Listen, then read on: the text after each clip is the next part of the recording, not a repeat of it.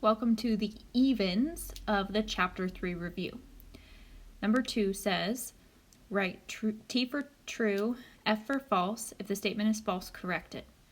The addition property of equality guarantees that 3b equals 27 gives b equals 9.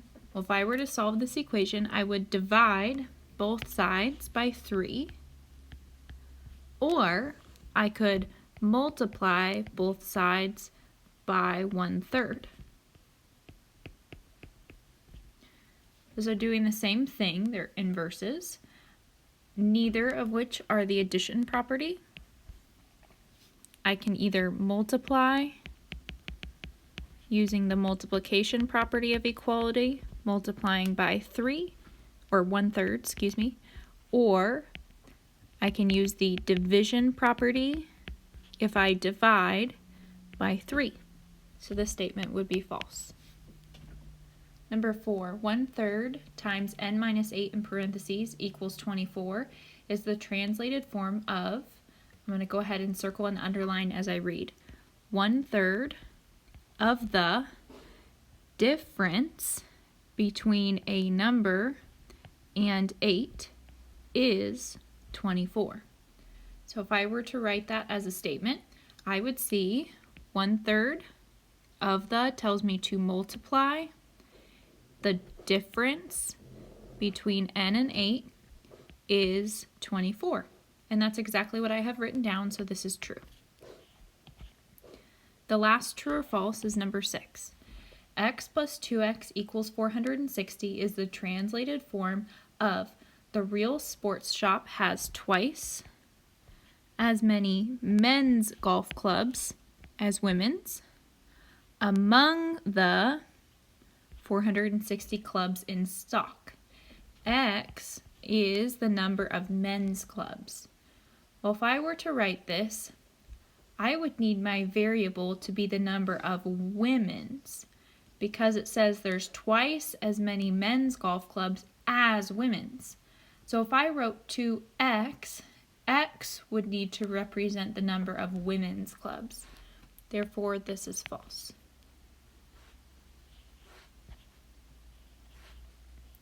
Next section says write an equation using the variable x, but we are not going to solve. Number 8, circle and underline as you go along. 4 times a number is 40 more than 3 times the number.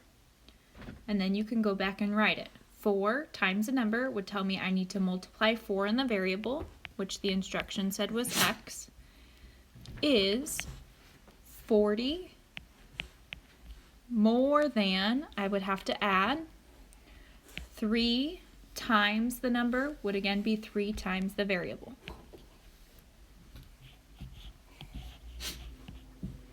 All right, these ones say solve for the variable. Number 10, bells and whistles should be going off because I see 2 W's. Before I can work backwards and use SADMAP, I have to make sure I combine my like terms. So I see 5W minus 2W. That's going to give me 3W plus 9 equals -12. And now I can use SADMAP to solve. I'm going to first subtract 9 from both sides.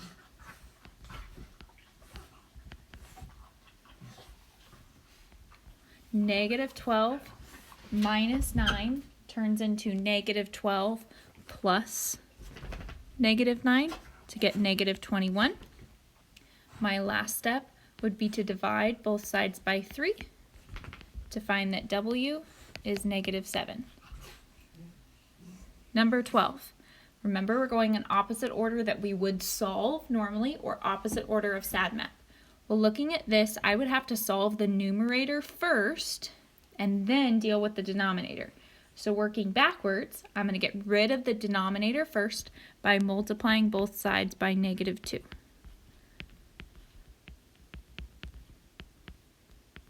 And now I can work backwards. So 18 times -2 gives me -36, and I'm in SADMAP. I'm first going to add 16 to both sides.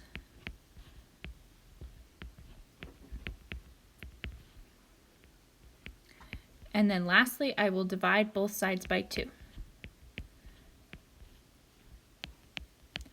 Remember, like I said yesterday, if you're running out of room, you can always do this on a scratch sheet of paper, and you can always plug your answers back in to make sure you're doing them correctly. So number 14, bells and whistles should be going off because I have multiple b's. I have to combine my like terms before I can solve. I have negative 40b plus 94 plus 4b equals negative 50. I'm going to combine my like terms. Negative 40b plus 4b, negative 36b. Opposite order of SADMAP, I have to subtract 94 from both sides first.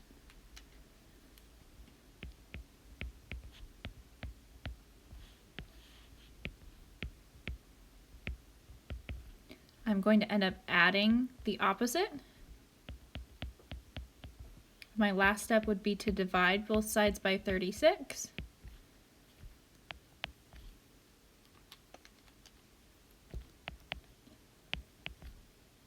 Oops, b is negative 4.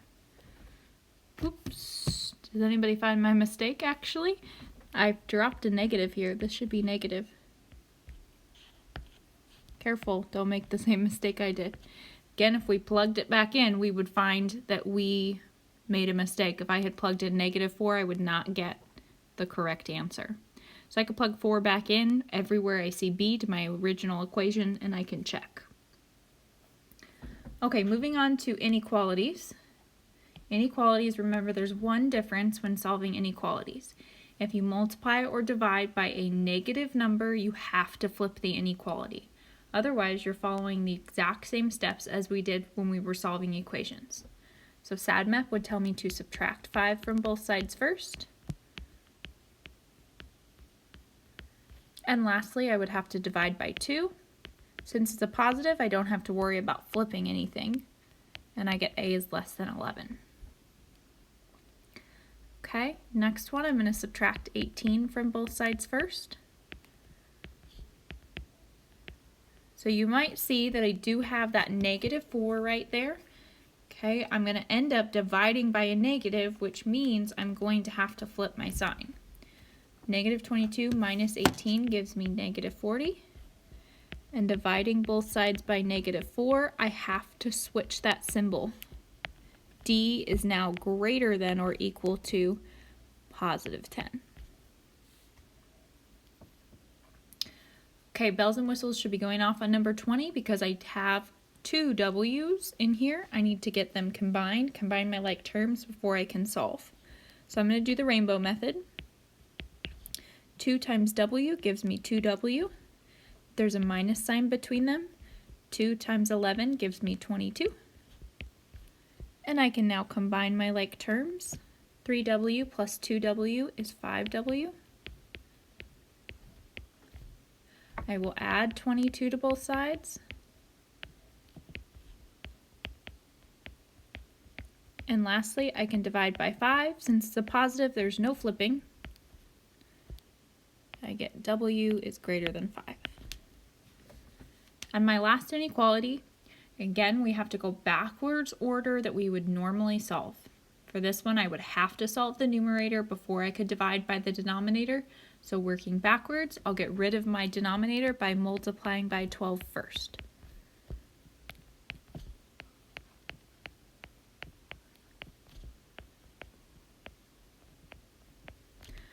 Now I have to get rid of the 4 by dividing both sides by 4.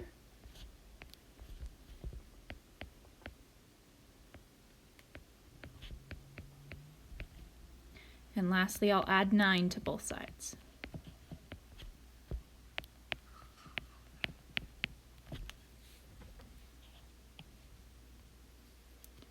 Okay, these ones say write an equation and solve, so I am going to have to solve. Equation means I'm going to have an equal sign involved. ZZ bought 4 bottles of a soft drink at $1 each. So if I were to circle, I might circle 4, and they're $1 each. Okay, keep reading. And several cans, don't know how many, but there's several, of mixed nuts for $4 each. Okay. If the bill was $20, how many cans of nuts did she purchase? Ignore sales tax. Okay, so it sounds like we don't know how many cans of mixed nuts were bought. So let's go through and maybe we can use N or C for cans, or X if you wanted to. Okay, we bought $4 of a soft drink at $1 each. Well, that would be 4 bottles at $1 each, 4 times 1. And would tell me to add several cans, we don't know how many, that were each, meaning I gotta multiply 4, for a total bill of $20. So I could rewrite this so it's a little bit nicer. I don't have to do 4 times 1, I could write that as 4. And a variable times a letter, we usually put the number first, or a variable times a number, sorry. Number first, then the letter. This looks a little bit nicer. And now we can go ahead and solve. Opposite order of SADMEP, when I solve, I would have to subtract 4 first.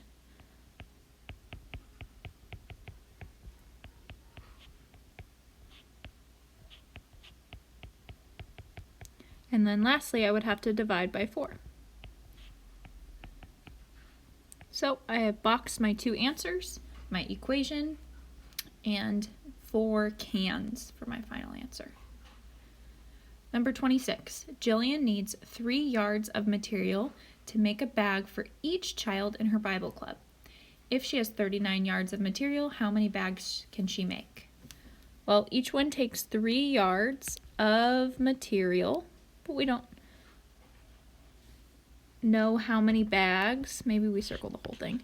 Material to make a bag for each child. If she has a total of 39 yards, how many bags can she make? So we're making a bag for each child. We see the word of, we see 3 yards per bag. Well, how about we use B for bag? 3 yards per bag, or of would tell me to multiply for a total of 39 yards. So I have my equation, and now I can go ahead and solve. I will have to divide both sides by 3 to find my answer to be 13. She can make 13 bags. All right, so just to review again, our natural numbers are our counting numbers. Okay, we got 1, 2, 3, and so on. Whole numbers, the only difference there is the 0. Then we had our integers, which means now we include the negatives.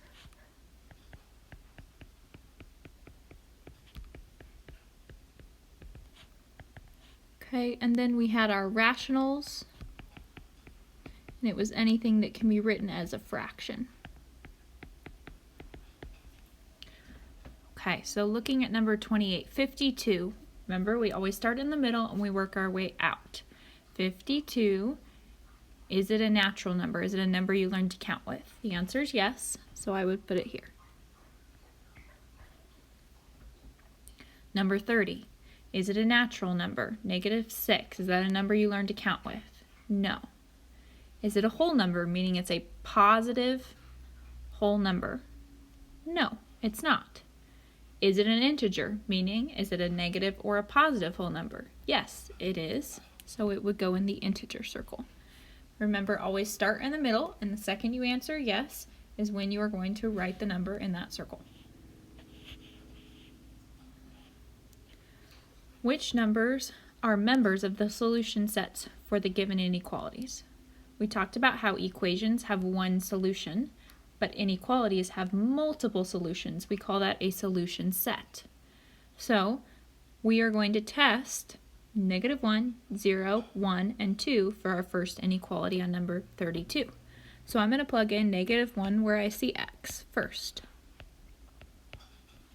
-1 plus 7 is 6. That does not make this statement true, so it cannot be in the solution set. Moving on to the next one. 0 plus 7 is 7. 7 is not greater than or equal to 8, so that cannot be a solution. 1 plus 7, is that greater than or equal to 8? 1 plus 7 is 8. It does make it true. That's a possible answer. So you should automatically know that 2 is going to work as well, but you can plug it in. 2 plus 7 is going to give me 9, which is greater than or equal to 8, so 2 works as well. Number 34, y plus 8 does not equal 7. Well, we know that if it said y plus 8 equals 7, there's one number that's going to work. All the other numbers are not going to work. We are looking for all the possibilities that do not work, that do not equal 7. So let's plug it in. -3 plus 8, we have to make sure that doesn't equal 7. -3 plus 8 is 5, which isn't 7, so that works. -2 plus 8 is 6, and that doesn't equal 7, so that also works.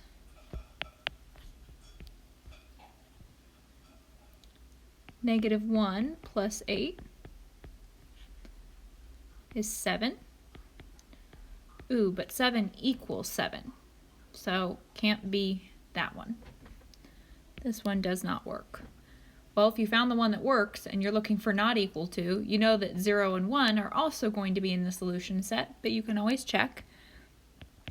0 plus 8 better not equal 7. Well, 8 doesn't equal 7, so that one works, just like we thought. And 1 plus 8, 1 plus 8 is 9, which does not equal 7, so again, that one works like we thought it would too. And the last section on this review, write an inequality, solve it, and express your answer in words. So there's 3 parts to this: writing the inequality, solving it, and stating it in words.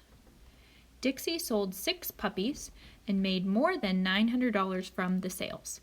How much did she receive for each puppy? So, sold 6 puppies, made more than $900. How much did she receive for each puppy? So maybe we put P for puppy. There were 6 puppies sold, each for the same amount. We know she made more than $900. So my little alligator is going to eat the 6P. So step 1, done. I wrote my inequality. Step 2 would be to solve. So I'm going to have to undo multiplication by doing division. So I'll do 900 divided by 6, which is 150. So I have my inequality, I have my solution, and now I have to express it in words. Well, 150 what? $150. And was it more than, less than, at most, at least? Well, I see greater than symbol. That would be each puppy cost more than $150. So all 3 of my answers are boxed there. So as a reminder, on the test tomorrow, you can use your calculator, so please don't forget your calculator tomorrow. As extra practice for your test, you can always put these answers aside and take this review kind of like a test. If you can pass it, then you should be able to pass the test tomorrow. The 2 things you are turning in tomorrow will be your review, which should now be complete, as well as your extra credit that you can turn in on Google Classroom. So thanks so much. If you guys have any questions, feel free to email.